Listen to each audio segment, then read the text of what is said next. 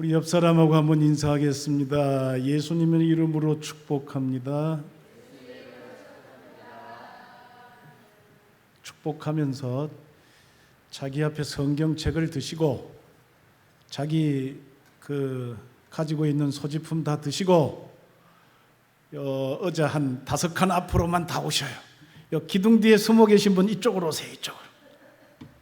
자, 일어서 앞으로 5칸씩 앞으로 오세요. 여기가 태평양 바다 같아. 자, 앞으로 오세요. 우리 찬양단이 열심히 찬양을 해주셨는데 너무 감사합니다. 오늘 점심도 아주 맛있게 잘 먹었어요. 6.25 사변 이후에 제일 잘 먹었어요. 할렐루야. 우리 찬송가를 많이 부르시는데 찬송가 기원, 찬송가가 어디서부터 시작됐죠? 찬송가의 기원. 찬송은 많이 부르시는데 어디서부터 찬송이 시작됐는가 아시는 분? 어디서부터 시작됐어요? 종교개혁 시대부터? 안 그러면 캐톨릭부터? 어디서부터 시작됐어요? 아담과 하와 때부터요? 창세기 아무리 봐도 찬송했다는 말은 없어. 출애굽기 15장에 있어요. 오늘 잘 알아두세요. 찬송의 시작은 출애굽기 15장에서 시작됐다. 찬송하기에 나오는 거예요. 자, 우리 출애굽기 15장 한번 찾아보시고 출애굽기 15장 1절에서 1절, 2절만 읽어봅시다. 자, 출애굽기 15장 1절, 2절 같이 읽습니다. 시작. 이때에 모세와 이스라엘 자손이 이 노래로 여호와께 노래하니 일렀으되 내가 여호와를 뭐하리니? 찬송하리니 그는 높고 영화로우시며 말과 그 탄자를 바다에 던지셨음이로다. 여호와는 나의 힘이요 노래시며 나의 구원이시로다. 그는 나의 하나님이시니 내가 그를 찬송할 것이요 내 아버지의 하나님이시니 내가 그를 높이리로다. 찬송 언제부터 시작됐다고요? 출애굽할 때 모세가 하나님을 찬송한 것이 찬송가의 기원입니다. 저희 어릴 때는 찬송을 부를 때 정말 신나게 찬송을 불렀는데요, 어른들이 찬송 부를 때 손뼉을 못 치겠어요. 손뼉을. 방정 맞다고 손뼉 못 치겠어요. 예배당 안에서 기타도 못 치겠어요. 드럼 꿈도 못 꿨어요. 기타 가지고 막 찬송하면 막 어디서 예배당에서 기타를 치냐고 막 이랬던 때가 있었어요. 특별히 저희 할아버님 때부터 저희는 고신측이었어요. 고신측은 더 엄했어요. 근데 어쨌든 손뼉을 못 치게 했는데 사실은 성경을 보니까 손뼉 치라고 나와 있네. 시편 47편 손바닥을 치며 여호와를 찬송하라. 할렐루야. 근데 하나님이 왜 손바닥을 왜 치라고 그랬을까? 여러분, 손뼉을 치는 게 시편 47편에 나와 있어요. 성경적이에요. 손뼉 치며 찬송해야 돼. 근데 하나님 왜 손뼉을 치며 찬송하라고 그러셨을까? 창세기 때부터 벌써 악기는 있었단 말이죠. 근데 악기 연주하면서 찬송하는데 손바닥을 치래. 손바닥. 왜 손바닥 치라고 그러셨을까? 아시는 분? 손바닥을 치며 손뼉 치며 찬송하는데도 뒤에서 점잖게 손뼉도 안 치며 이러는 분 계세요. 그 하나님의 말씀을 거스르는 거예요. 손뼉을 치며 찬송해야 돼요. 한의사의 얘기는 뭐냐 하면 손뼉을 칠 때 한 번씩 칠 때마다 손바닥에 수지침을 놓는 곳이 369회예요. 그러니까 369군데 침을 놓는 거야. 이게 누구를 위해서? 우리를 위해서. 건강해진단 말이에요. 너희는 영육간에 건강해져라. 그래서 손뼉 치며 찬송했어요. 할렐루야. 열심히 손바닥을 치세요. 제가 아는 장로님 한 분은요, 류마티스 관절염이 있었어요. 여러분, 전국에서 류마티스 관절염을 제일 잘 치료하는 그 의사가 있는 데가 한양대학병원이래요. 근데 그분한테 진료받으려고 하면 6개월 전 해도 힘들어. 1년 전부터 막 예약을 해야 돼. 그만큼 유명한 분이 계시는데 거기 가서 치료해도 안 낫는 거예요. 그런데 하나님께서 손바닥을 치며 찬송하라. 하나님이 우리의 건강을 위해서 이렇게 손바닥을 치며 찬송하라 했다 하는 말씀을 듣고 이 양반이 작정을 하고요, 기도원에 들어가서 일주일 동안 막 찬송을 한 거예요. 뭐 하면서? 손뼉을 치며 찬송. 병이 나을게요? 안 나을게요? 안 났으면 내가 이 말을 왜 하겠어요? 손바닥을 치며 찬송했더니 병이 나아버렸어요. 여러분, 손바닥 치면서 하나님께 영광의 찬송을 드리시기를 주의 이름으로 축원합니다. 열심히 손바닥 치시기 바랍니다. 그런 의미에서 우리 찬송 한 장 부르고, 반주자 어디 갔노? 265장 하나 부릅시다. 보혈 찬송. 자, 265장입니다.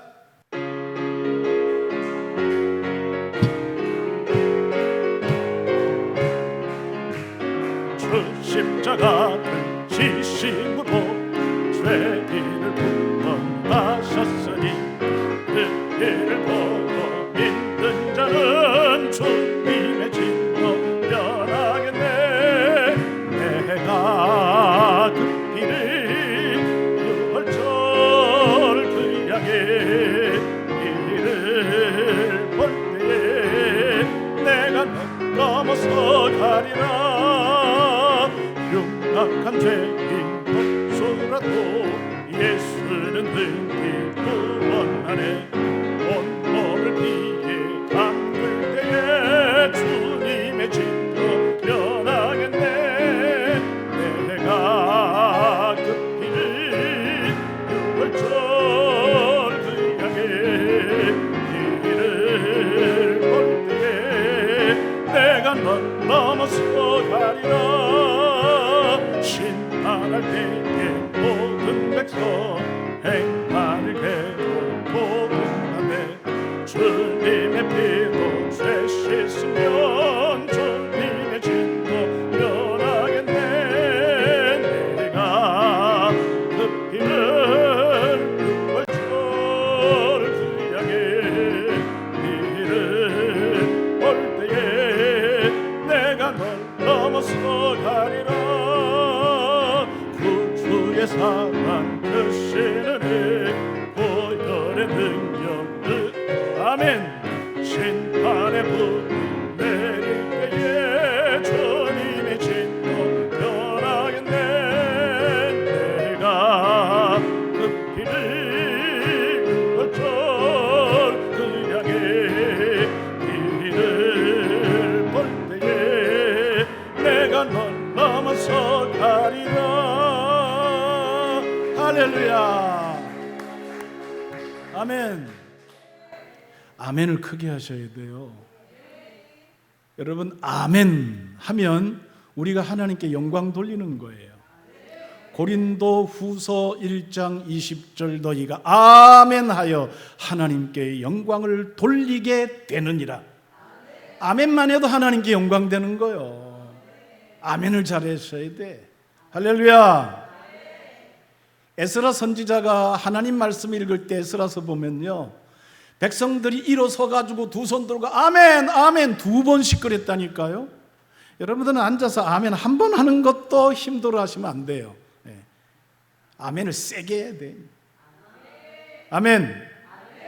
아멘 하는 순간에 하나님께서 천사를 보내가지고 여러분들 머리에 축복의 단비를 뿌려주시는 줄로 믿습니다.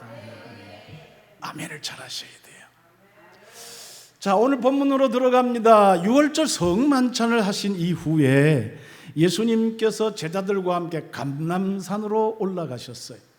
오늘 본문 말씀이 마태복음 26장에도 기록되어 있고 마가복음 14장에도 기록되어 있는데 시간이 없으니까 다 읽으시면 좋겠지만 집에 가서 읽어보시고, 어쨌든 마가복음 14장 26절 말씀을 보면 예수님이 제자들과 함께 감람산에 오르실 때 찬미하며 감람산에 오르셨다, 그렇게 기록하고 있어요. 찬미한다는 것은 길찬 아름다울 미, 아름답고 귀한 것, 위대한 것을 찬송한다, 그런 뜻이에요. 그러니까 예수님이 제자들과 함께 찬미하며 감람산에 올라갈 때 무슨 찬미를 하셨을까? 사실은 즉슨요, 예수님이 성만찬을 하시면서 먼저 제자들의 발을 씻겨주셨거든요. 얼마나 아름다운 모습인지 모릅니다. 주님이 섬기는 자세, 그리고 성만찬할 때 그 은혜로운 그 모든 말씀, 그래서 그것을 찬미하며 올라갔는데 성경학자들은 아마 시편에 나오는 찬송을 부르면서 올라갔을 것이다 이렇게 짐작해요. 시편 121편 내가 눈을 들어 산을 향하여 눈을 들이 주의 도움이 어디서 올꼬, 이게 찬송가 있어요. 이 시편 121편으로 찬송을 지은 것이 바로, 자, 찬송가 좀 불러봅시다. 538장이니까 내 눈이 안 보이네 지금. 눈을 들어 산을 보니 몇 장이죠? 383장.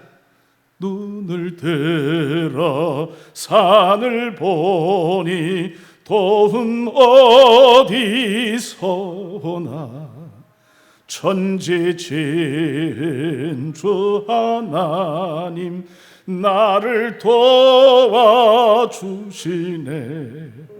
나의 발이 실족지 않게 주가 깨어 지키며 택한 백성 항상 지켜 길을 보호하시네. 반주 한번 해보세요. 반주하고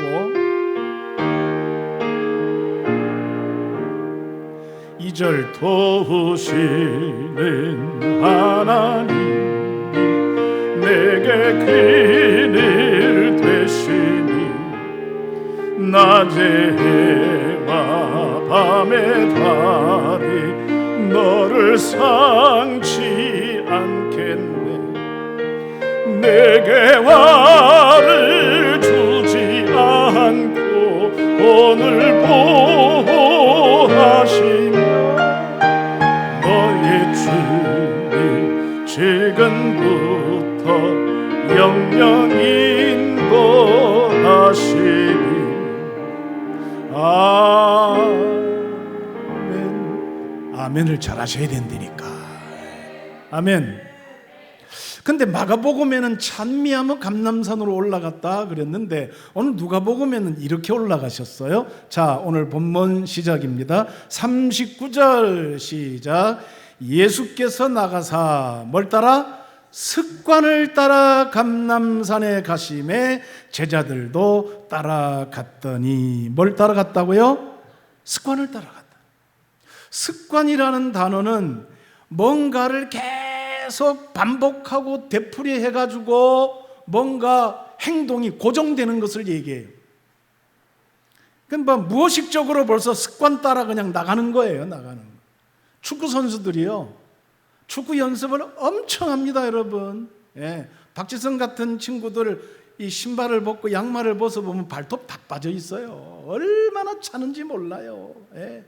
발레 하는 분들도 열심히 연습해요. 발톱 다 빠져 있어요. 발이 막 휘어 있고 말이지. 연습 엄청 한다니. 농구 선수들은 슛을 하루에 500개씩 1000개씩 막 그냥 슛해요. 그러니까 시합할 때요, 자기도 모르게 반사적으로 그냥 넣으면 슛 들어가는 거예요. 습관이 그런 겁니다. 연습을 많이 하고 훈련 많이 하면요, 자동적으로 몸에 딱 굳어요. 행동 양식이 딱 굳는다. 이게 습관이다, 그런 얘기. 근데 습관은 좋은 습관이 있고 나쁜 습관이 있어요. 좋은 습관이라는 건 이런 거, 예를 들면 사람을 만날 때마다 웃는 얼굴, 미소 짓는 얼굴, 사람을 만나면 항상 그 사람을 기분 좋게 하는 사람, 그 사람을 칭찬하는 사람. 할렐루야. 그런 게 좋은 습관이란 말이에요. 약하고 힘든 사람 그냥 자기도 모르게 그냥 도와주는 거예요. 이게 습관이 돼 있어요. 벌써 누가 할머니 할아버지 리어커를 끌고 가면 뒤에 가서 밀어줘요. 습관이 습관, 남 돕는 습관. 약속하면 약속을 반드시 지키고요. 신실한 분이죠. 신실한. 이런 건 참 좋은 습관이라 이런 얘기죠. 세계적으로 이 갑부들 말이죠, 억만장자들 23명을 조사해 봤더니 그 사람들의 공통점이 있더래요. 이제 유튜브 같은 거 찾아보면요, 이 부자들의 습관 이런 거 한번 쳐보세요. 그러면요 막 나와요. 몇 개가 이렇게 너댓 개가 막 나오는데 그거 한번 보세요. 보시면요 이 사람들은 어떤 습관이 있느냐. 첫 번째가 아침에 일찍 일어나는 습관이 있는 거예요. 뭐 몇 시간을 자든 7, 8시간을 자든 4시간을 자든 아침에 무조건 일찍 일어나는 거예요. 보통 평균 5시 되면 일어나요. 예수 믿는 사람들이 뭐 하는 시간이지요? 새벽 기도하는 시간. 아침에 일찍 일어나요. 일찍 일어나요. 두 번째 습관은요, 부자들은요, 돈 많다고 병원 가는 그거 별로 좋은 거 아닙니다. 제가 아는 우리 노회 장로님 한 분은요 돈이 굉장히 많아요. 그 종로에 빌딩을 한 너댓 채 갖고 계세요. 빌딩만 너댓 개라니까요. 거기 나는 임대 수입만 해도요 그냥 억대로 사는 거예요 매달. 근데 이분이 한 번은 감기기가 있으셨어요. 그래가지고 뭐 감기 들리면 병원 가서 약제 먹고 보통 그러잖아요. 근데 의사들은 약 안 먹습니다. 조절하는 거예요.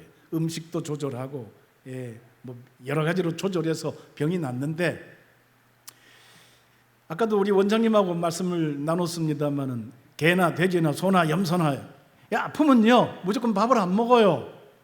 밥 안 먹고 금식하면 다 나. 짐승들도 안 되니까요. 근데 사람들은 그냥 아프면 더 먹어 더 먹어. 병원 가서 약도 먹고 막 잘 먹어야 낫는다 그러면서 막 먹어요. 그래서 병이 더 안 낫는 거예요. 근데 어쨌든 이 장로님은요 돈이 많으니까 병원 가가지고 그냥 감기 들려서 조금 있으면 나을 텐데 병원 가가지고 1인실 독방 아주 좋은 데 가가지고요 링겔을 맞았다고요.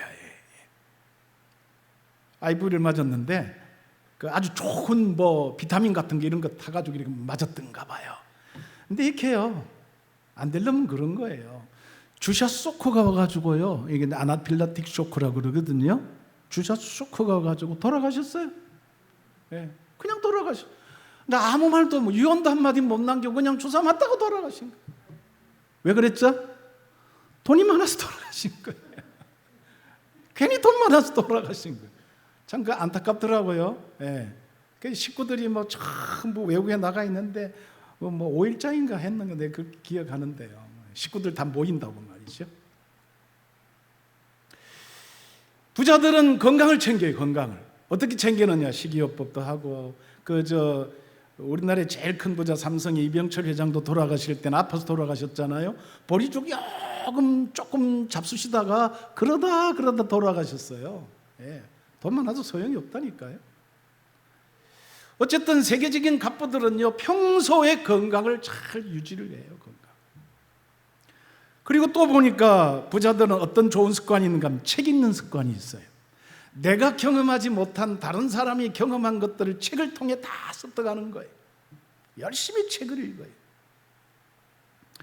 제가 아는 어떤 장로님 한 분은 그 회장실에 갔더니 몇 년 전에는 회장실 전체가 뭐 브리테니카 사전백관 뭐 사전이라든지 이런 뭐 백과사전하고 뭐 책이 쫙 있었어요.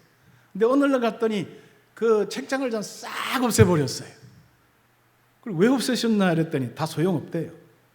딱 하나만 있으면 돼. 성경책 하나만 회장님 책상에 딱 올려 그것만 읽는 거예요. 매일 읽는 거예요. 나중에 얘기하겠습니다만 우리 예수님도 성경 읽는 습관이 있었거든요. 이게 제일이라는 거예요. 약이 여기 다 있는데 옛날에 약 구약도 있고 새로운 약 신약도 있는데 어디 가서 약 먹냐는 거죠. 부자들의 습관들이 건강 잘 챙겨요 평소에요. 근데 부자들 얘기를 가만히 들어보면 더 잘 챙기는 게 뭐냐면 인간관계를 잘 챙겨요. 사람들과의 관계. 이 좋은 습관입니다. 원수진간이 없이 하는 거예요. 누구하고 한 사람 원수 딱 지면 그 사람 때문에 망할 수도 있어요. 그 사람 때문에 내가 죽을 수도 있어요. 그러니까 인간관계를 항상 좋게 하는 거예요. 직장 생활하는 사람 100명이 입사하면 뭐 7, 80%가 3년 이내에 다 퇴직한다고 그러잖아요. 그 왜 사표를 내느냐 따져보니까 나중에 알고 보니까 전부 인간관계가 나빠서 퇴직하고 사표 내고 막 그런 데잖아요. 그러니까 인간관계만 성공해도 인생 성공하는 거예요. 좋은 습관이라니까요. 여러분 좋은 습관을 가지시기를 주의 이름으로 축원합니다. 근데 성경에 예수님이 산상보훈에서 마태복음 6장에 보면 세 가지 굉장히 강조한 게 있어요. 그게 뭐냐면 첫째가 기도하는 습관, 둘째가 구제하는 습관, 세 번째가 금식하는 습관이에요. 예수님이 산상보훈 마태복음 6장에서 세 가지를 강조했는데 오늘날 그리스도인들은요, 기도도 제대로 안 해, 구제도 하는 둥 마는 둥, 특별히 금식은 관심도 없어. 여러분, 기도하는 습관, 구제하는 습관, 금식하는 습관 가지시기를 주의 이름으로 축원합니다. 근데 나쁜 습관이 있어요. 입만 열면 남욕하고 험담하고 불평하고 원망하고 사람 만나는 사람마다 기분 나쁘게 하고 화내고 신경질 내고, 이거 전부 나쁜 습관이. 어떤 사람은 막 입만 열면 거짓말을 괜히 해요. 나중에 탄로날 것인데도 불구하고 그냥 거짓말해요. 습관이에요. 약속해놓고 안 지키고요. 꼭 예배 시간에 지각하는 사람이 지각합니다. 그건 나쁜 습관이에요. 그거 별로 좋은 거 아니에요. 습관을 뜯어 고쳐야 돼요. 어떤 분들은 대표 기도하면요, 기도시키면요 아주 길게 하는 분이, 그것도 습관이에요. 저희 교회는 뭐 이 기도원도 그런 분이 안 계실 거예요. 혼자 하는 기도는 오래 하세요. 너희가 1시 동안도 깨어있을 수 없다. 1시간 이상은 해야 되는 거예요. 할렐루야. 그런데 대표 기도 하는데 왜 길게 하냐고. 왜? 우리 교회는 그런 사람이 없고 여기도 그런 사람이 없지만 저기 천호동 가면요, 대표 기도만 맡겼다 그러면 10분 이상 하시는 분이 있어요. 그 목사님 설교하기 전에 10분 기도하면요, 그냥 사람들이 다 지쳐. 그냥 벌떡 일어나 나가는 분도 계셔요. 예. 그래서 그 목사님이 고민을 하다가요, 그분이 한 번은 기도하는데 또 길게 기도하니까요, 2분, 3분 지나면 무조건 양복을 땡기는 거예요. 뒤에서, 강대상 뒤에서 땡겨야 돼. 빨리 끝내라고. 그래도 계속하는, 꿋꿋하게 계속하면 마이크를 꺼버려야 돼요. 그래도 안 고쳐지더래요. 그것 때문에 그냥 양복 땡겼다느니 마이크 껐다니, 이것 때문에 당에 또 싸우고, 결국은 그분이 교회에서 나갔다 그런 제가 들은 얘기예요. 그 양복 땡겼던 목사님도 우리 그 총회장 하신 분인데 돌아가셨습니다만은, 그런 건 나쁜 습관이란 말이죠. 여러분, 어쨌든 좋은 습관은 잘 이렇게 기르시고 나쁜 습관은 끊어버리시기를 주님의 이름으로 축원합니다. 사람은 습관대로 사는 거예요. 좋은 습관대로 사는 사람은 성공합니다. 행복해져요. 나쁜 습관 가지고 살면 인생 실패합니다. 불행해집니다. 함부로 말하는 사람은 자기 습관대로 함부로 말해요. 기도하는 사람은요, 습관대로요, 언제 어디서나 기도해요. 예컨대요, 느헤미야 2장 4절 보면 느헤미야에게 아닥사스다 왕이 묻습니다. 내가 내게 무엇을 해줄꼬 물었어요. 그러면 무엇을 해주십시오. 나를 이스라엘에 보내주십시오. 나로 하여금 예루살렘 성문을 수축하게 해주, 이러면 될 텐데, 그 순간에 느헤미야는 잠깐 묵상기도 하고 그 다음에 대답을 했어요. 그러니까 습관이 딱 된 거예요. 기도하는 습관 얼마나 좋은 습관인지 모릅니다. 나쁜 습관은 끊어버려야 되는데, 어떤 사람은 앉아있으면요, 심심한지 계속 코딱지 후비는 습관이 있어요. 근데 코딱지를 그냥 후비느냐, 후빈 코딱지를 먹어요. 아니, 코딱지 먹으면 그게 약이 된대요. 또 어떤 의사가 그랬대네, 어쨌대나. 그래서 이 코딱지를 잡수고 계셔요. 그런 분도 계셔요. 자, 어쨌든 여러분, 좋은 습관은 자꾸 기르시고 나쁜 습관은 끊어버리시기를 주의 이름으로 축원합니다. 우리 옆 사람 인사합시다. 권사님, 좋은 습관 기릅시다. 제가 옷을 좀 벗겼습니다. 너무 더워가지고 땀이 나가지고 이게 선풍기도 저쪽으로 얼굴을 해가지고. 성경에도요, 나쁜 습관 가진 사람들의 얘기가 종종 나옵니다. 예를 들면 사무엘상 2장에 보면 엘리 제사장의 두 아들 홈니, 비느하스가 아주 나쁜 습관, 행실이 아주 안 좋았어요. 예컨대요, 성전에서 하나님께 드릴 이 제사 음식을, 고기를 삶을 때 쓱 가가지고요, 고기 삶기 전에 고기, 좋은 고기 내놓으라고, 날고기 내놓으라고 이랬다니까요. 그냥 가만히 있으면 고기 삶아가지고 제사장 목선 따로 드릴 텐데 가가지고 그냥 달래는 거예요. 그래서 고기 삶는 분들이 삶아서 드릴게요 그러면 아니라고, 나는 구워 먹겠다고, 그럼 내놓으라고 뺏어가고 이랬더니 그건 나쁜 습관이거든요. 성전에 들어가는 여인하고 겁탈해가지고 동침하고, 그래서 이스라엘 백성들에게 아주 나쁜 소문이 확 났어요. 그런데 엘리 제사장이 하나님보다 자기 아들을 더 소중히 여겨가지고 그 나쁜 습관을 제지하지를 않았어요. 어떻게 됐습니까? 블레셋과의 전쟁터에 나갔는데 두 아들 홈니 비누아스가 그 전쟁터에서 죽습니다. 언약궤도 뺏기고. 엘리 제사장이요, 성전에서 의자에 앉아있다가 두 아들이 죽었다는 소식, 언약궤를 뺏겼다는 소식 때문에 너무 놀라가지고 뒤로 넘어졌는데 목이 부러져서 돌아가셨어요. 두 아들의 나쁜 습관 때문에 아버지까지 돌아가신 거예요. 나쁜 습관은 이게 결국 나쁜 열매를 맺는다니까요. 예레미야 22장에 보면 유다 왕 가운데 여호야김이라는 왕이 나와요. 이 사람도 아주 나쁜 습관이 있었어요. 어릴 때부터 하나님 말씀을 들으면요, 이걸 그냥 귀를 닫고 안 듣는 거예요. 유대인들은 어릴 때부터 하나님 말씀을 듣고 쉐마 말씀을 듣고 그 말씀 암송하는 습관을 길들여 주거든요. 그런데 왕의 아들인데도 하나님의 말씀을 들려주는데 귀를 막고 안 듣는 거예요. 결국 어떻게 됐어요? 하나님께 버림받고 백성들에게 버림받고 예루살렘 성 밖으로 내던져져서 비참하게 죽는데 이스라엘 백성들 중에 한 사람도 여호야김 왕이 죽었다고 슬퍼하는 사람이 없었더라. 성경은 기록하고 있어요. 나쁜 습관을 가지면 결국 인생 망치는 거예요. 불행해지는 거예요. 성경에 보면 반대로 좋은 습관 가진 사람들의 이야기가 종종 나와요. 예컨대 아브라함은 손님 대접 잘했어요. 그래서 천사를 대접했어요. 예. 결국 아브라함이 믿음의 조상 되잖아요. 복의 근원이 되지 않습니까? 손님 접대만 잘해도 복을 받습니다. 좋은 습관이. 예컨대 바나바라고 하는 사람은 위로의 사람이라는 이름의 뜻이거든. 만나는 사람보다 위로하고 격려하고 힘을 북돋워주고. 그래서 바나바는요, 모든 사람에게 존경받았어요. 사울이 변하여 바울이 됐는데 예루살렘 교회가 안 받아줬잖아요. 그러나 바나바가 이 바울의 손을 잡고 가가지고 가니까 다 받아줘. 왜? 바나바 때문에. 그만큼 바나바는 존경받는 좋은 습관 가졌어요. 예루살렘 교회 기둥이 됐지 않습니까?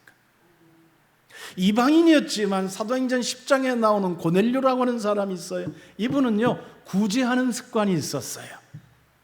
그래서 나중에 결국은 이 구제하는 습관 하나님이 좋게 보셔가지고 복을 받아 온 가정이 이방인이었지만 구원받았어요. 그리고 성령 충만했어요.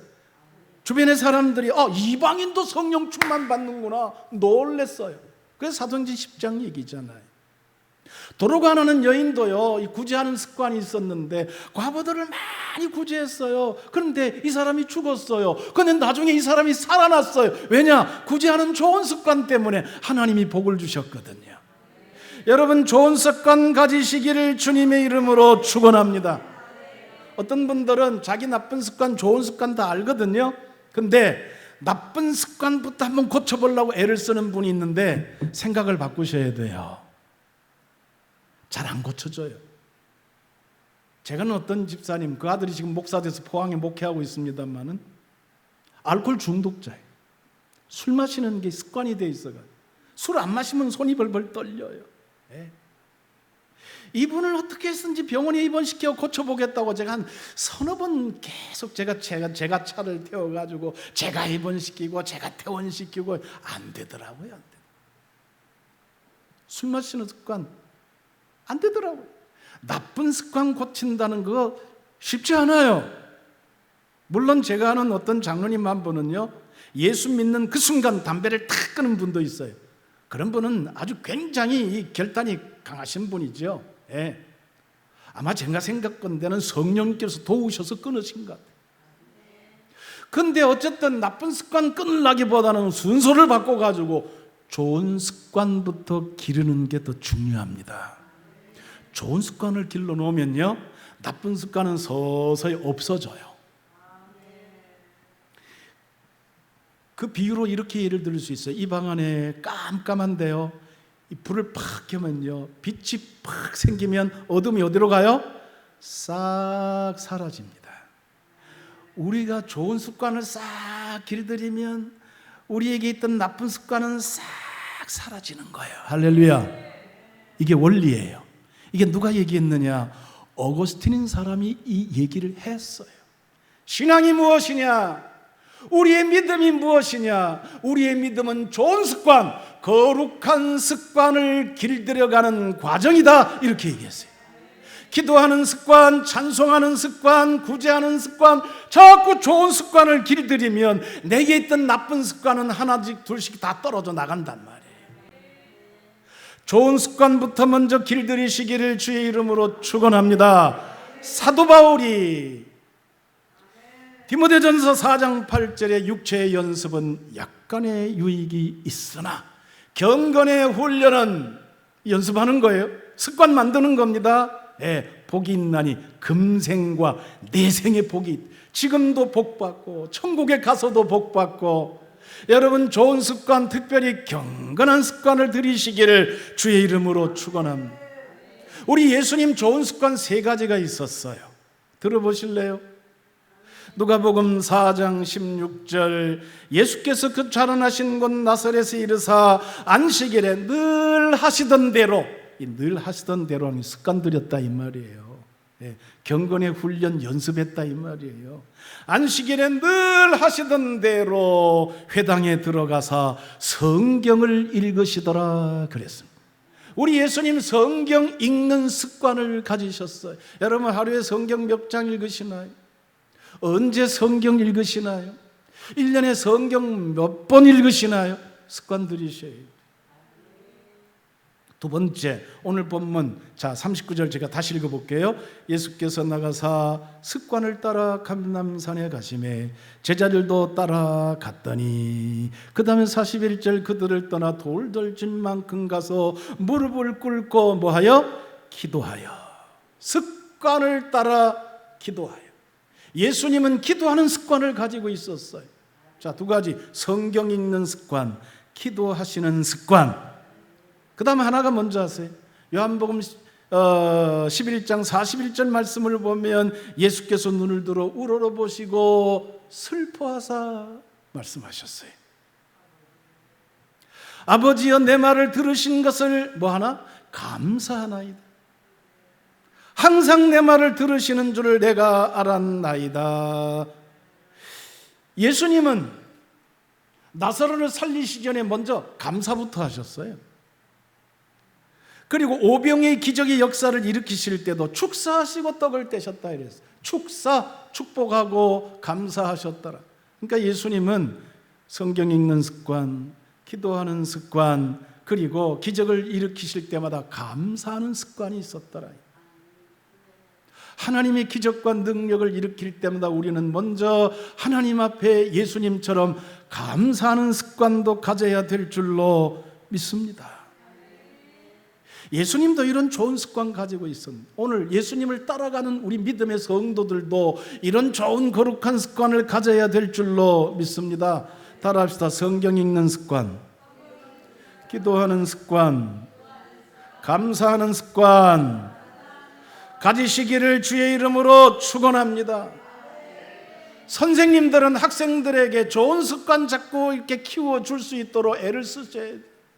부모님도 자녀들에게 유산 남길 때 돈 남겨줄 생각하지 말고 이런 거룩한 습관을 남겨줘야 될 줄로 믿습니다.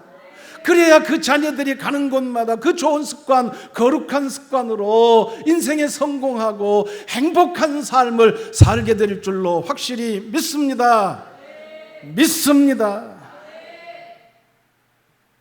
자, 오늘 본문 말씀으로 돌아가요. 우리 예수님 지금 39절부터 46절 말씀 읽었는데, 이 말씀 이후로 예수님은 십자가 고난과 죽음을 당하게 되십니다. 예수님 입장에서는 굉장히 힘들고 어려운 거예요. 예수님은 사람의 몸을 입고 이 땅에 오셨거든요. 성육신, 인카네이션. 그래서 인성과 신성을 가지신 예수님이셨단 말이죠. 사람의 몸을 입으셔서 인성을 가지셨기 때문에 사람이 겪는, 사람이 느끼는 모든 감정을 다 느끼셨어요. 예컨대 마태복음 21장 18절 이른 아침에 성으로 들어오실 때에 시장하신지라 배가 고프셨어요. 그래서 무화과에 열매가 있는지 가서 보시기도 하셨어요. 배가 고프셨더라. 인성을 가지신 예수님이기 때문에 그래요. 마가복음 4장 38절에 보면 예수님께서 고물에서 베개를 베고 주무시다도 고물 배 뒤편을 얘기하거든요. 지금 광풍이 일어나가 배가 막 흔들려요. 그런데 배 뒤쪽에서요 막 콕 주무셨다고 그랬어요. 너무너무 피곤하시니까.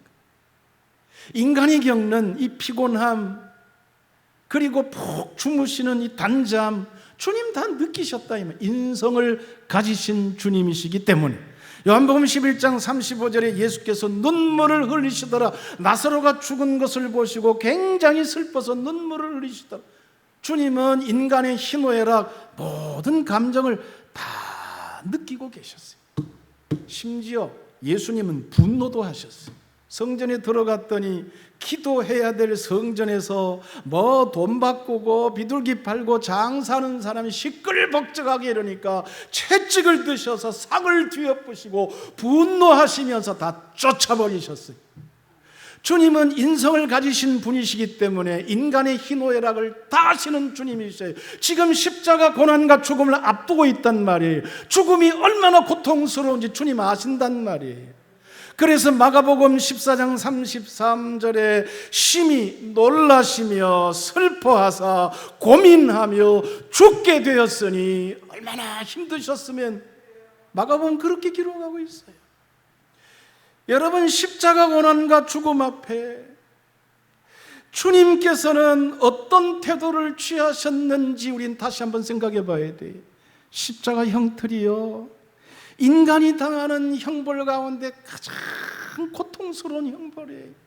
이건 육체적인 고통뿐만 아니라 정신적인 고통, 영적인 고통까지 있어요. 생각해 보시면 예수님 좌우의 강도들은요, 자기 죄짐을 때문에 죄값 받아가지고 지금 죽습니다. 자기 죄짐만 지고 있어요. 그러나 예수님은 십자가에 달리실 때에 당신은 죄가 없으셔요. 온 인류의 죄를 한꺼번에 다 짊어지시니 그 영적인 무게와 힘든 것이 얼마나 고통스러웠겠느냐 이 말이. 보통 힘든 게 아니에요. 근데 예수님, 이런 십자가 고난과 죽음을 어떻게 이기셨느냐? 한마디로 얘기하면, 결론부터 말씀드리면 예수님은 이런 모든 십자가 고난과 죽음을 기도로 이기셨더라. 그것도 간절히 기도하심으로 이기셨더라. 할렐루야. 주님이 어떻게 간절히 기도하셨느냐? 이제 본론으로 들어갑니다. 세 가지예요. 주님은 이렇게 간절히 기도하셨어요.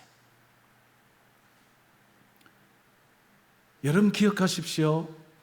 예수님의 인생은 기도로 시작해서 기도로 끝마치십니다. 공생애를 시작하실 때도 금식하며 기도하셨어요. 광야에서 마귀에게 세 가지 시험 당하셨지만 다 물리치셨어요. 예수님 세례받으실 때도 기도하시고 세례받으셨어요. 제자를 부르실 때도 기도하고 제자를 부르셨어요. 예수님이 병자를 고치고 죽은 자를 살리고 귀신을 쫓아내고 기적과 능력을 일으킬 때 가만 보세요. 아침에도 기도하고 저녁에도 기도하고 늘 기도하셨어요. 그 기도를 통해 그런 기적이 일어난 겁니다.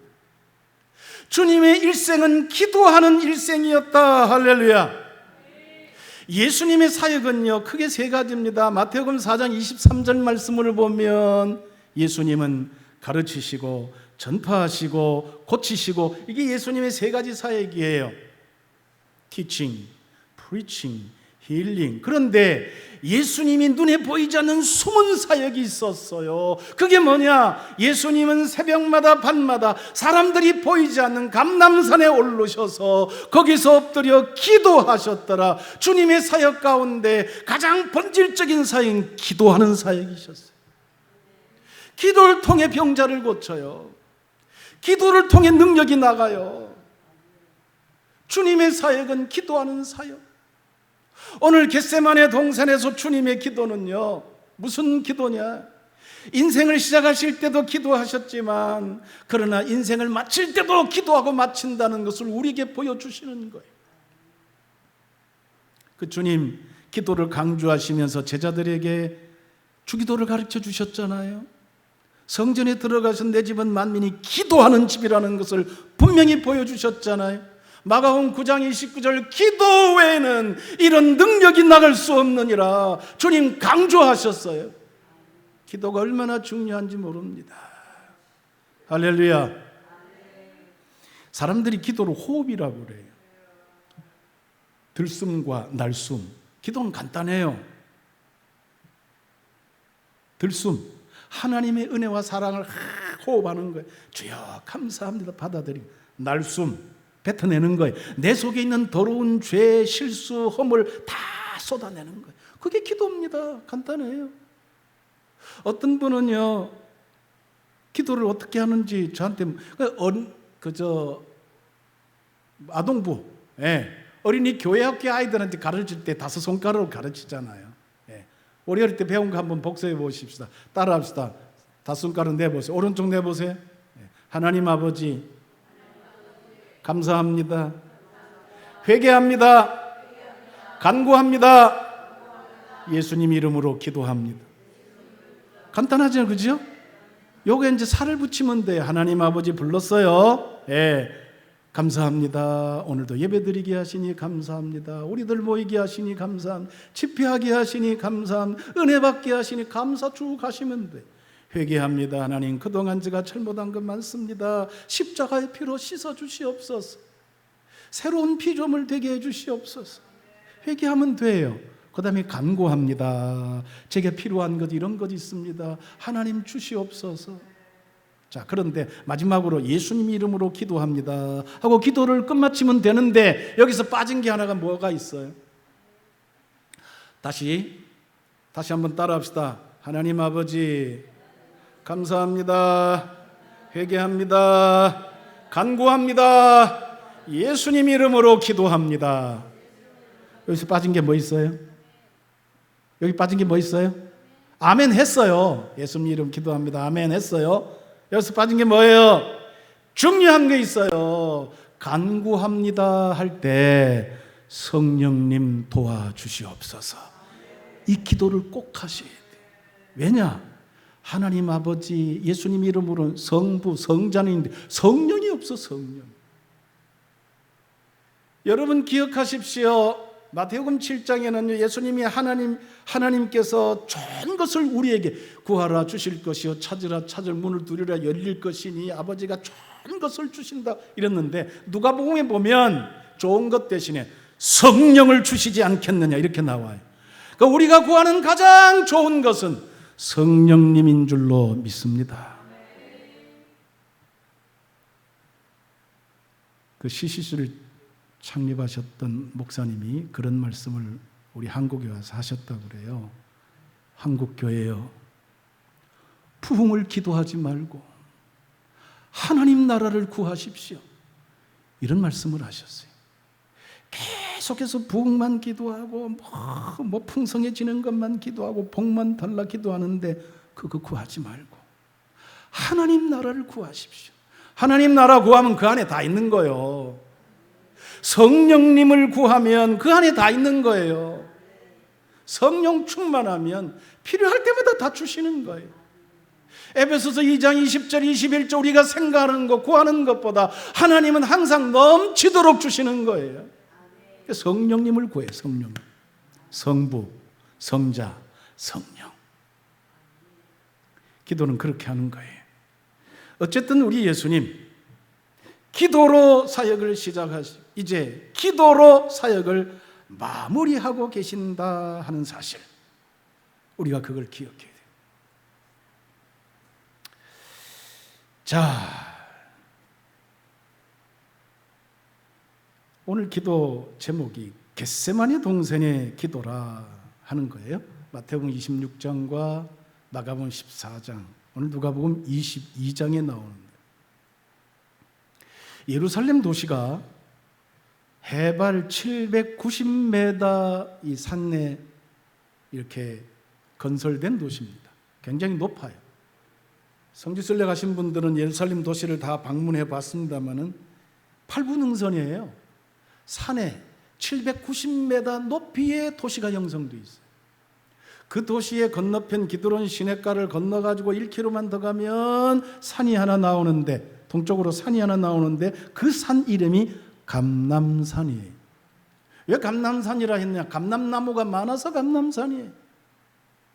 우리나라로 성경을 번역할 때 이 좀 올리브 나무를 조금 어떻게 적당한 단어가 없어서 그냥 감람나무 그랬습니다만은 올리브 나무예요, 올리브 나무. 그 감람산에 한 이게 맥이 되어 있습니다만은 거기서 조금만 더 가면, 서쪽으로 가면 겟세마네라고 하는 동산이 하나 나오는데 그게 예수님 기도하신 장소예요. 겟세마네는 뜻은 뭐냐면 기름을 짜는 틀이라 이런 뜻이잖아요. 예수님이 겟세마네 동산에서 기도하셨다. 올리브 나무가 많아요. 감람산에, 또 겟세마네 동산에 1000년 된 올리브 나무도 겟세마네 동산이 있어요.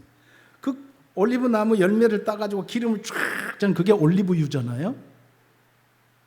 예수님이 겟세마네 기도하셨다. 무슨 얘기입니까? 올리브 이 열매를 꽉 짜서 기름을 내는 것처럼 예수님이 온 심혈을 꽉 짜가지고 기도하셨다, 이런 뜻이에요.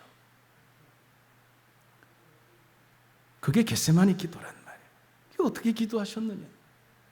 주님은 십자가 고난과 죽음을 기도로 이기셨는데 어떻게 기도하셨느냐? 간절히 올리브 기름을 짜듯이 온 생애를 짜서. 세 가지입니다. 첫째로, 다시 39절입니다. 돌아가면 39절 다시 한번 같이 읽읍 시작. 예수께서 나가사 습관을 따라 감람산에 가심에 제자들도 따라갔더니, 이 습관을 따라 하는 말은 결국은 쉽게 얘기하면 규칙을 따라, 규칙적인 기도하셨다, 그런 뜻이에요. 규칙적인 기도. 어쩌다 위급할 때 한번 기도하는 게 아니었다, 이런 얘기예요. 평소에 기도의 시간, 기도의 장소, 기도의 양, 이게 정해져 있었다, 이 말이에요. 여러분, 기도의 시간과 장소와 양이 정해져 있지 않는 사람은요, 기도 안 하는 사람입니다. 이건 제 말이 아니고 많은 영성학자들의 얘기입니다. 어떤 분이 당신은 언제 기도합니까? 난 무시로 기도합니다. 그냥 생각날 때마다 시간 정해놓지 않고 기도합니다. 근데 기도의 시간과 장소와 기도의 양이 정해져 있지 않는 사람은 무시 기도도 못합니다. 제대로. 기도 안 한다는 얘기예요. 기도 시간이 딱 정해져 있어야 돼요. 앤드류 머레이라고 하는 사람이 기도에 대해서 그렇게 말했어요. 일정한 기도 시간과 장소가 없는 사람은 기도하지 않는 사람이다, 이렇게 얘기했어요. 맞는 말입니다. 세계적으로 유명한 기도의 사람들을 가만히 보면 드와이덴 무디, 조지 뮬러, 마틴 루터, 예를 들면 조나단 에드워드, 이런 분들을 가만히 그 생애를 보면 기도의 장소, 기도의 시간, 기도의 양 정해져 있었어요. 조지 뮬러 같은 분들은요, 자기 생애 5만 번 기도 응답받았다고 그러잖아요. 그런 책까지 나왔지 않습니까? 그런데 그분의 유명한 일화가 있습니다. 그분이 기도하는 방에 가면 방석이 하나 놓여 있는데 그 방석을 자세히 살펴보면 2개의 큰 구멍이 뻥 뚫려 있다. 왜냐? 무릎 꿇고 기도하는데 얼마나 몸을 흔들며 기도했으면 방석에 구멍이 났겠느냐, 그 말이에요. 여러분, 구멍난 방석, 기도의 방석을 가지고 계십니까? 그 정도로 기도해야 된다. 기도의 사람들은 기도 시간이 정해져 있습니다. 시편 55편 17절 저녁과 아침과 정오에 내가 근심하며 탄식하리니 여호와께서 내 기도 소리를 들으시리로다. 다윗의 기도입니다. 다윗은 저녁에도 기도하고 아침에도 기도하고 정오에도 기도하고 딱 정해져 있었어요. 그러니 다윗이 통일한국에 임금됐죠. 그 사울왕이 죽이려고 해도 안 죽었죠. 하나님이 다 살려주시잖아요. 지금도 이스라엘 나라는요, 다윗의 별을 딱 자기 이스라엘 깃발의 별을 딱 그려놨지 않습니까? 다윗은 기도의 사람이었어요. 다니엘 6장 10절에 다니엘이 전에 하던 대로 하루 3번씩 무릎을 꿇고 기도하여 그의 하나님께 감사 기도하였더니 하루에 3번씩 기도했어요. 누가 보나 안 보나? 기도했다 이 말이에요. 하루에 3번씩 시간을 정해놓고 기도하니 하나님이 복을 주셔서 바벨론 총리 되었다가 정권이 바뀌어서 바사 제국이 됐는데도 바사 제국의 또 총리가 돼요. 사자굴 속에 막 모함해가지고 던져놓았더니 하나님이 구원해 주시잖아요. 기도의 시간과 장소가 정해져야 될 줄로 믿으시기를 바랍니다. 사도행전 3장 1절에 제9시 기도 시간에 베드로와 요한이 기도하러 성전에 올라가다가 안전뱅이를 일으키지 않습니까? 기도 시간이 정해진 사람에게 기적과 능력이 나타나는 거예요. 할렐루야. 기도 시간이 딱 정해져 있어서 규칙적으로 기도하는 사람은 기도 적금 드는 사람이에요.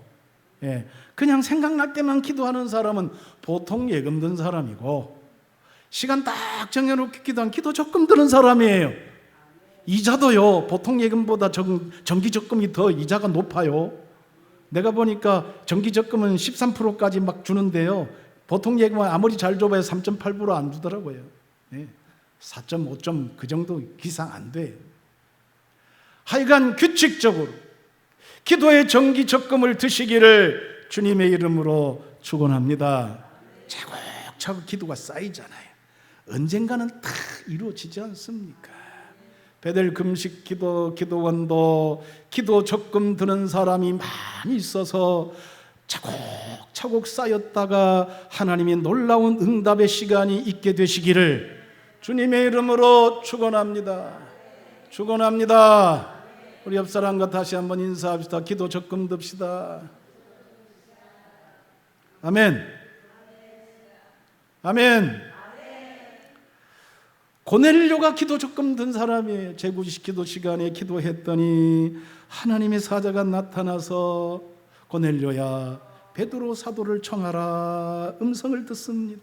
또 동시에 베드로가 제6시 기도 시간에 기도했더니 하나님께서 환상을 보여주시면서 하나님이 깨끗하게 하신 것을 네가 속되게 하지 마라. 이방인이든 누구든지 네가 다 만나라. 이렇게 말씀하셨어요. 그래서 마침내 규칙적으로 기도했던 고넬료 베드로가 딱 만납니다. 기도와 기도가 만나니까 스파크가 일어나죠. 성령의 불이 떨어지는 거예요. 그래서 고넬료 가정이 구원받습니다. 베드로에게 기적과 능력이 막 나타났습니다. 믿으시기를 바랍니다. 할렐루야. 기도 시간에 복을 주시네. 고난 내 마음속에 기쁨 충만하네. 그들에게 이르시되 유혹에 빠지지 않게 기도하라 하시고, 그들에게 이르시되 누구에게요? 같이 데리고 갔던 제자들에게. 자, 46절 시작. 이르시되 어찌하여 자느냐 시험에 들지 않게 일어나 기도하라 하시니라. 또 한 번 말씀하셨어요. 여러분, 여기 나오는 유혹, 시험은 영어로 말하면 temptation입니다. 여러분, 마귀가 주는 시험이 있고 하나님이 주시는 시험이 있어요. 하나님이 아브라함을 시험하셨어요. 그때 시험은 테스트의 개념입니다. 테스트, 훈련시키는 거예요. 시련이에요, 시련. 중국 성경을 보면 이걸 딱 구분해 놨어요. 하나님이 하시는 시험은 테스트, 시련. 마귀가 주는 시험은 유혹. 이건 사람을 완전히 망가뜨리고 죽이려고 싹 꼬시는 거예요. 이거 템테이션, 유혹이에요. 근데 오늘 성경 말씀을 보면 예수님이 하시는 말씀이 너희는 유혹에 빠지지 않도록, 마귀에게 넘어가지 않도록 기도해라. 주님이 말씀하시면서 주님도 기도하시고 제자들 보고도 기도하라고 그러셨어요. 무슨 얘기입니까? 기도는 혼자 하는 게 아니에요. 혼자 할 수도 있습니다. 그러나 혼자 기도하는 것보다 더 큰 역사가 일어나는 것은 함께 기도하는 겁니다. 예수님이 얼마든지 겟세마네 동산에 혼자 가서 기도할 수 있었어요. 그러나 꾸역꾸역 제자들을 데리고 가셨어요. 그리고 기도 부탁을 하셨어요. 기도해라, 기도해라. 그냥 자고 있어도 또 기도해라. 3번씩이나 그렇게 말씀하셨어요. 함께 기도하셨다 이 말이. 여러분, 기도는 함께 기도해야 됩니다. 성경에 보면 하나님의 백성들이 함께 기도하는 장면이 종종 나옵니다. 왜냐? 혼자 기도하는 것보다 더 큰 역사가 일어나기 때문에 그렇습니다. 예를 들면 출애굽기 17장에 모세가 아말렉과 전쟁터에서 산꼭대기에 올라가서 두 손 들고 하나님께 기도합니다. 아말렉을 물리치게 하소서. 모세가 손 들고 기도하면 이스라엘이 이깁니다. 근데 힘이 없어가지고 손을 내리면 이스라엘이 집니다. 이걸 보도 못한 뒤에서요 아론과 훌이 나서가지고 한쪽 손은 아론이 들고 한쪽 손은 훌이 들고 3사람이 함께 기도했더니 블레셋을 넉넉히 이겨서 승리했습니다. 이게 함께 기도하는 거예요. 시편 133편 1절 형제가 연합하여 동거하며 어찌 그리 선하고 아름다운 것 거기에 여호와께서 복을 명하셨나니 곧 영생이로다. 전도서 4장 12절 한 사람으로서는 당해낼 수 없는 공격도 2사람이면 등이 막아낼 수 있으니 삼겹줄은 쉽게 끊어지지 아니하느니라. 함께하면 힘이 더 나는 거예요. 마태복음 18장 19절 예수께서 진실로 다시 너희에게 이르노니 너희 중에 2-3사람이 합심하여 무엇이든지 구하면 하늘에 계신 내 아버지께서 저희를 위하여 이루게 하시리라. 한 사람이 2사람과 2사람이 3사람과 같이 기도하면 역사가 일어난다. 사무엘상 17장에도 보면 블레셋이 쳐들어왔습니다. 사무엘이 온 이스라엘 미스바에 다 모읍니다. 왕도 기도하고 선지자도 기도하고 백성들도 함께 기도했더니 이스라엘이 블레셋을 물리쳤습니다. 그리고 난 뒤에 사무엘이 그곳에 돌을 세워서 에베네셀 하나님이 여기까지 도우셨습니다 기념했어요. 에스더 4장에 보면 유대민족이 하만 장구 때문에 몰살당하게 생겼어요. 그때 에스더가요 3일 동안 금식하면서 모르드게와 유다 백성들에게 하는 말이 나와 같이 기도해 주십시오. 나와 같이 금식하고 기도해 주십시오. 같이 기도했더니 놀랍게 여차해서 유대민족이 구원받았어요. 역전승이 일어났어요. 하만정이 자기가 매달아 놓은 짱대에 자기가 매달려 죽습니다.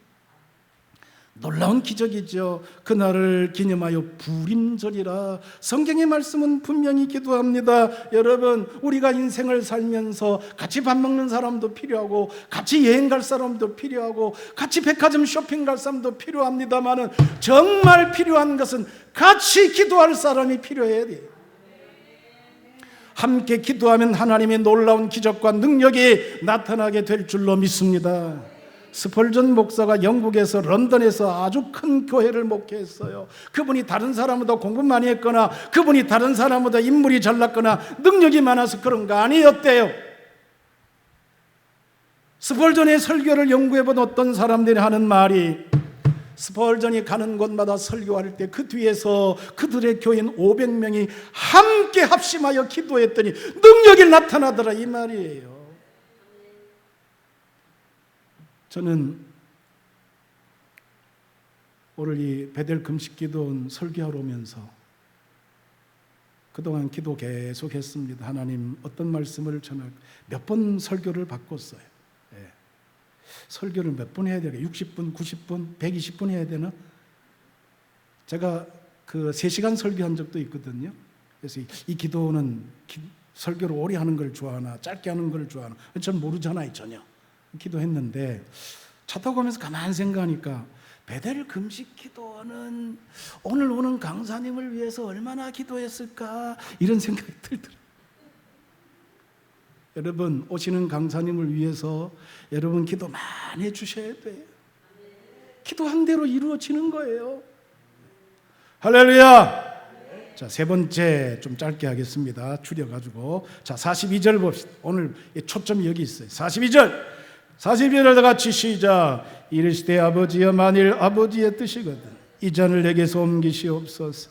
그러나 내 원대로 마옵시고 아버지 원대로 되기를 원하나이다 하시니, 내 원대로 마옵시고 아버지의 원대로 되기를 원하나이다. 여기 초점이 있어요. 자, 세 가지입니다. 예수님이 십자가 고난과 죽음을 이기셨던 기도는 첫째, 규칙적으로 평소에 기도하셨다. 두 번째로 혼자 기도하지 아니하시고 제자들과 함께 기도하기를 애쓰셨다. 그 다음에 세 번째가 뭐냐?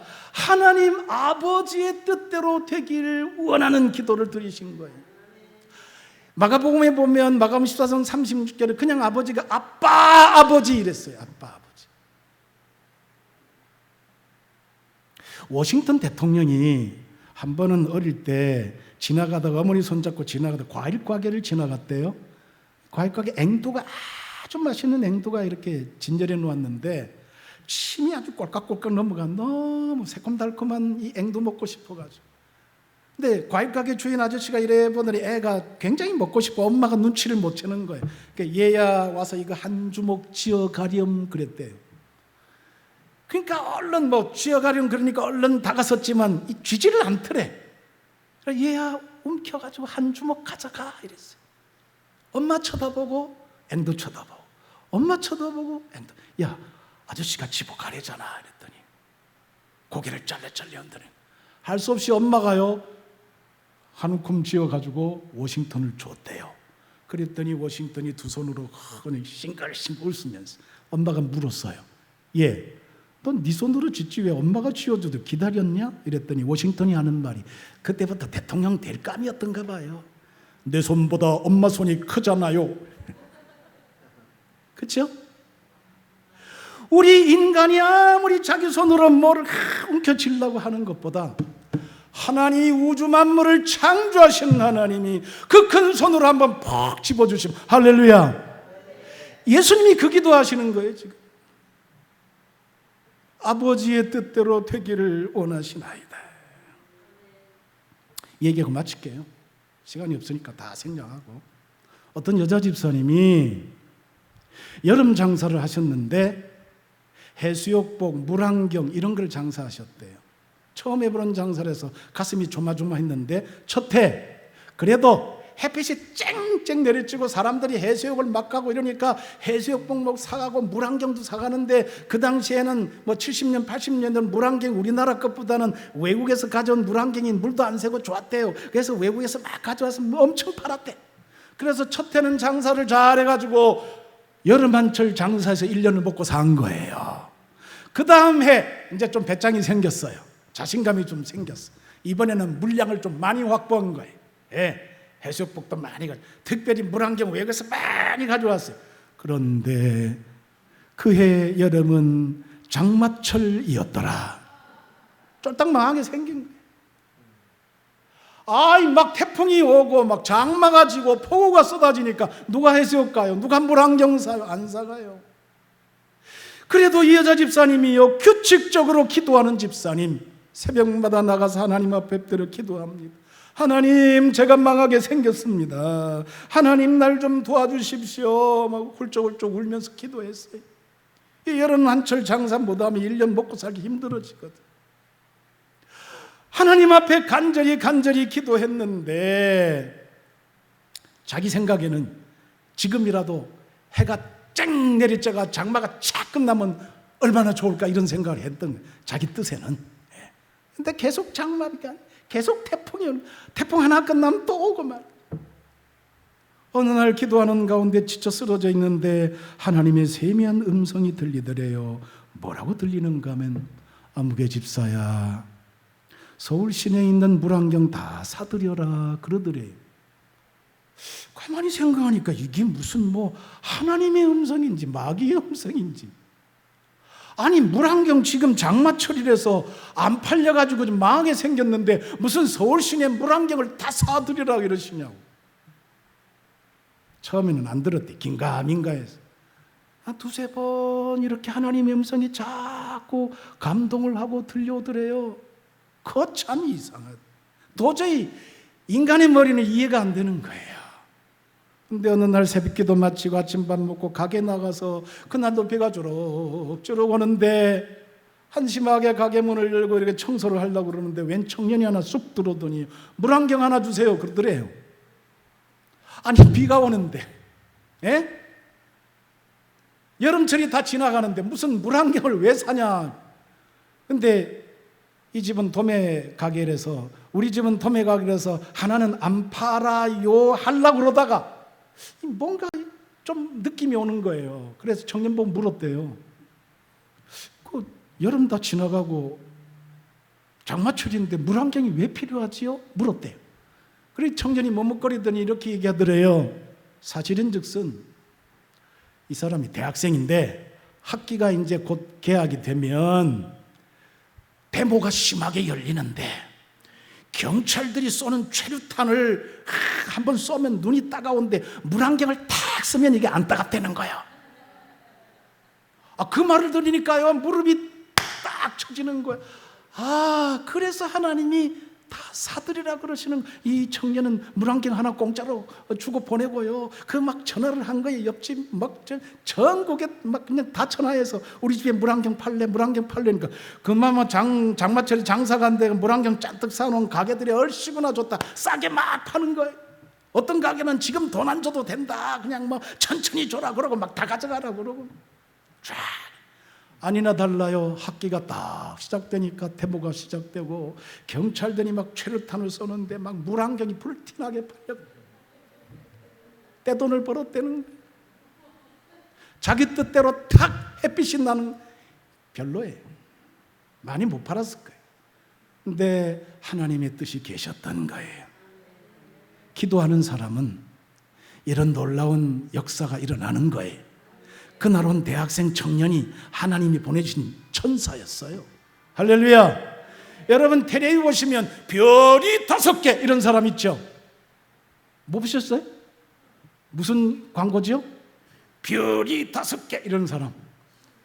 장수 돌침대. 그 회사 사장님이거든요. 그분이 누군지 아세요? 그분이 교회 장로님이셔요. 몰랐죠? 최창환 장로님이셔요.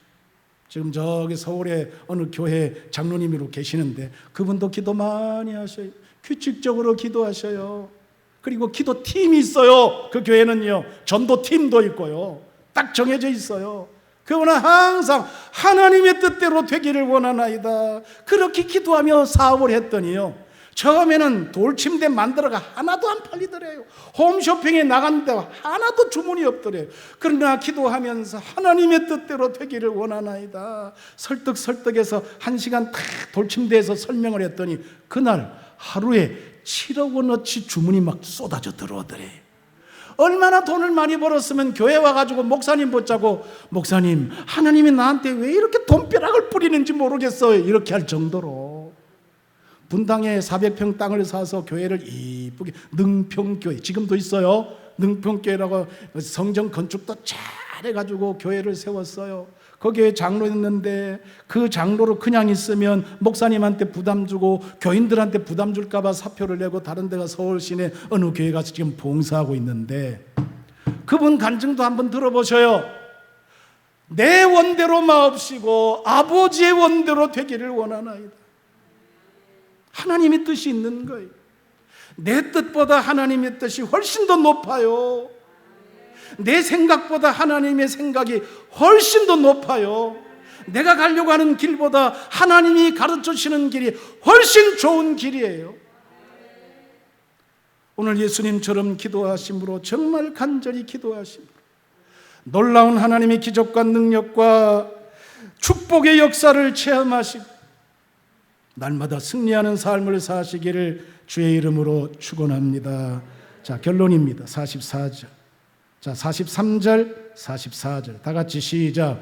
천사가 하늘로부터 예수께 나타나 힘을 더하더라. 예수께서 힘쓰고 애써 더 간절히 기도하시니 땀이 땅에 떨어지는 핏방울같이 되더라. 절 보세요. 땀이 뭐같이 되더라? 핏방울같이 되더라. 이런 일이 있을 수 있을까요? 예? 우리 생각에는 이 세상에 이런 일은 없을 것이다 이렇게 생각하는데 의사한테 물어보니까 있대요. 혈한증. 너무 온몸이 막 쥐어짜듯이 피곤하고 막 이렇게 하면 땀이 이렇게 뚝 떨어지는데 모세혈관이 터져가지고 피가 섞여서 핏방울이 떨어진대요. 지나간 15년 동안 이런 현상을 일으킨 사람이 24명 딱 나와 있어요. 태국의 어느 여학생이요, 중학생이 고등학교 시험을 치는 너무 공부를 열심히 하다 보니까요, 이 땀을 흘리는데 핏방울을 흘린 거예요. 이게 혈한증이라는 거예요. 실제로 있다는 거예요. 여러분, 혈한증을 나타낼 정도로 여러분 기도해 보셨나요? 이 정도는 못하더라도 정말 간절히 기도하셨어요. 오늘 예수님처럼 기도하시는 저와 여러분 되시기를 주의 이름으로 축원합니다.